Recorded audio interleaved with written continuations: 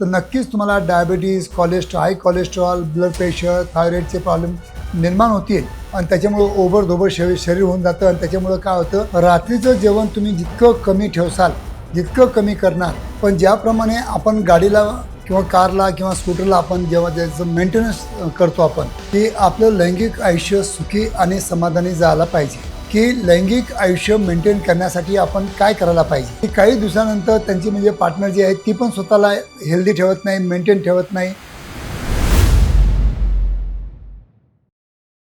मित्रांनो नमस्कार.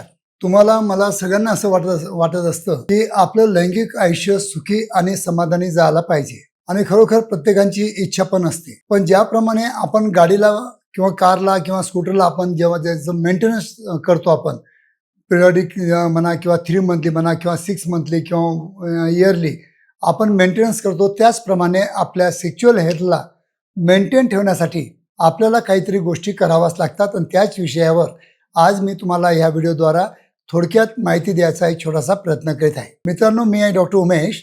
As a clinical sexologist म्हणून गेल्या 40 वर्षापासून मी सातत्याने तुम्हाला मार्गदर्शन, सेक्स एज्युकेशन आणि काउन्सिलिंग करण्याचा प्रयत्न करीत आहे.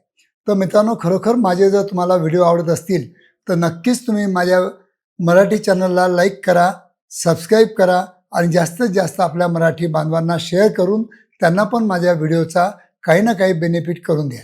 तर मित्रांनो, आजचा जो आपला विषय आहे की लैंगिक आयुष्य मेंटेन करण्यासाठी आपण काय करायला पाहिजे. तर सगळ्यात महत्त्वाची गोष्ट जी मी माझ्या आज क्लिनिकमध्ये मी ऑब्झर्व करतो की बरीच लोक असे आहे की ते पर्सनल हायजीनला महत्त्व देत नाहीत, खालचे प्युबिक हेअर्स काढत नाहीत, इवन आपल्या म्हणजे ओरल जे हायजीन मेंटेन ठेवायला पाहिजे, क्लिनिंग करायला पाहिजे, स्केलिंग करायला पाहिजे, दातांची काळजी करायला पाहिजे, ते पण करत नाहीत.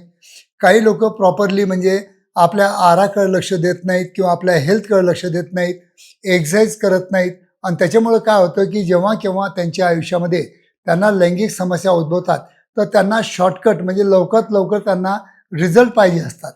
तर मित्रांनो, असं नसतं.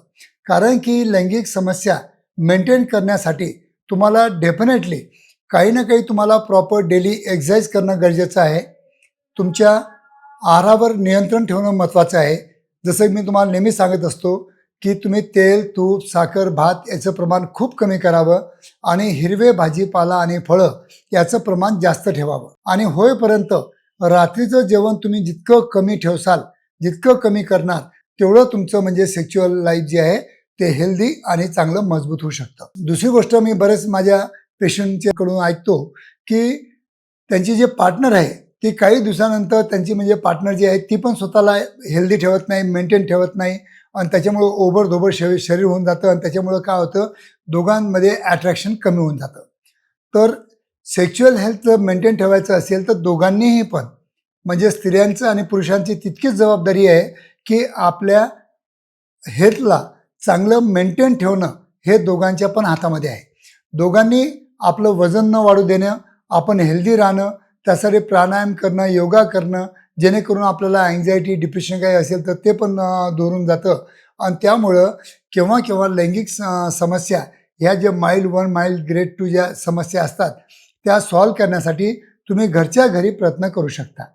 तर मित्रांनो, माझा सांगण्याचा उद्देश एकच आहे की ज्याप्रमाणे आपण स्कूटर आणि कारला मेंटेनन्स आपण ठेवतो, चांगले प्रॉपर म्हणजे गाडी चालायला पाहिजे किंवा मेंटेन राहायला पाहिजे म्हणून आपण काही आपण मेहनत घेत असतो, त्याचप्रमाणे आपलं लैंगिक आयुष्य चांगलं स्वास्थ्य मेंटेन ठेवण्यासाठी नक्कीच आपण आपल्या आयुष्यामध्ये आपल्या हेल्थकडे लक्ष देणं खूप गरजेचं असतं. आणि इथंच लोक चुकतात की ते हेल्थ मेंटेन ठेवत नाही.